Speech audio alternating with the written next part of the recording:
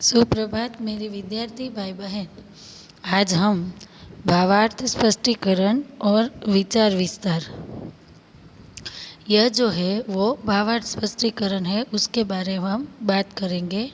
जो आपको 3 अंक का पेपर में पूछा जाता है। यहाँ पद्यांशों का भावार्थ स्पष्ट करने के लिए क्या क्या बातें ध्यान में रखनी चाहिए। तो पद्यांश का अर्थ भली भांति समझ लीजिए। ये आज मैंने क्यों लिया है ये भावार्थ, क्योंकि हमने जो काव्य की पंक्ति है वो हमने कल ही उसे पढ़ाया है, आप सबने देखा होगा। तो पद्यांश अर्थ का भली भांति अर्थ समझना है, ठीक है। सरल अर्थ और लक्ष्यांक क्रमशः स्पष्ट करना है।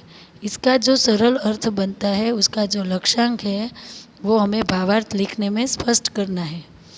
भावार्थ को स्पष्ट करते समय उचित दृष्टांत या उदाहरण, अवतरण आदि का प्रयोग कीजिए। आगे मैं सिखाऊंगी आपको, पर ये क्या कहते हैं, ભાવાર્થને સ્પષ્ટ કરવા માટે એને યોગ્ય દ્રષ્ટાંત એટલે કે ઉદાહરણ દેવાનું, દ્રષ્ટાંત દેવાનું અને અવતરણનો પ્રયોગ કરવાનો ચિહ્નોનો। भावार्थ अंत में 1-2 वाक्य में पंक्ति के तात्पर्य का उल्लेख कीजिए। आ पंक्ति आमा શું કામ છે એનો તાત્પર્ય એટલે કે તેની વાત પણ આપણે એમાં કરવી પડે। भावार्थ सरल भाषा में लिखना चाहिए, कहीं भी पुनरावर्तन नहीं करना चाहिए। वो हम बार बार जो भूल करते हैं, वो पुनरावर्तन, एक ही बात हमको नहीं आती वही दोहराया करते हैं, ऐसा इसमें नहीं करना है हमको। वर्तनी, भाषा शुद्धि, विराम चिन्हों का प्रयोग आदि बातों पर ध्यान देना चाहिए।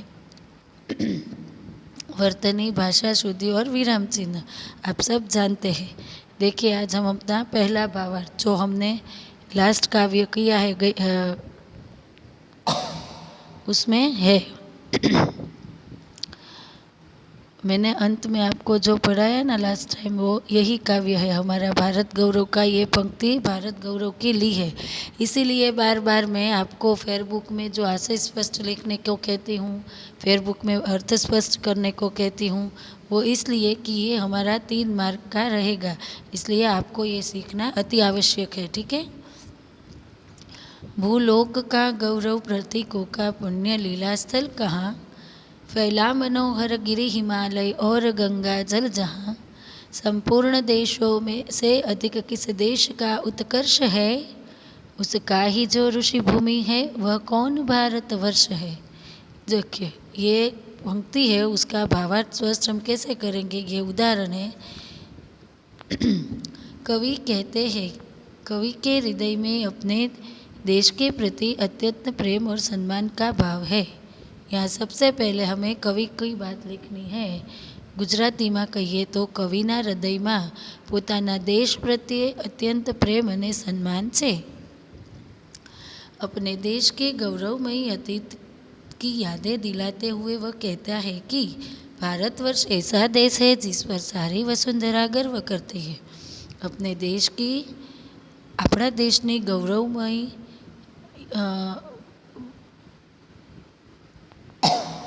અતીતની યાદો દિલાવે એટલે અતીતની ભૂતકાળની વાતો યાદ કરાવતા કહે છે કે આપણો દેશ એક એવો દેશ છે, વસુંધરા એટલે પૃથ્વી છે, કે પૃથ્વી પણ ભારતवर्ष માટે, ભારત દેશ માટે ગર્વ કરે છે।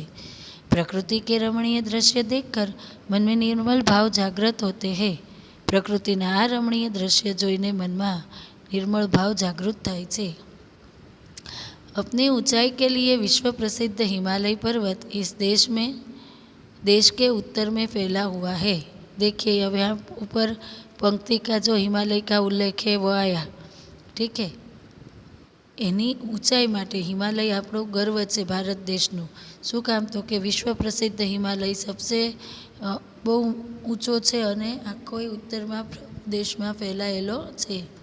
नदियों में सर्वश्रेष्ठ આપણે જાણીએ છીએ કે गंगाजी है। एम नदियों में सर्वोत्तम गंगा की पवित्र जलधारा इस देश में बहती है। आज तक के इतिहास को देखा जाए तो सभ्यता और संस्कृति का सर्वोच्च उत्कर्ष इस भारत देश में हुआ है। मैंने कल भी आपको समझाया था, आज भी कह रही हूँ, हमारे देश का संस्कृति, उत्कर्ष और संस्कार कहीं भी देश, कोई भी देश हमारे तरह नहीं है। सभ्यता हमारे देश की है। क्यों? क्योंकि यहाँ तो ऋषि मुनियों की तप और ज्ञान की भूमि है। इसलिए विश्व का कोई भी देश श्रेष्ठ में भारतवर्ष की बराबरी नहीं कर सकता। मैंने आपको कल जो ये पंक्ति समझाई थी उसमें और भी आया था, पर यहाँ भावार्थ स्पष्ट करने के लिए उसमें मेन जो बातें हैं, कई कई बातें जो है खास बात है वही ली है।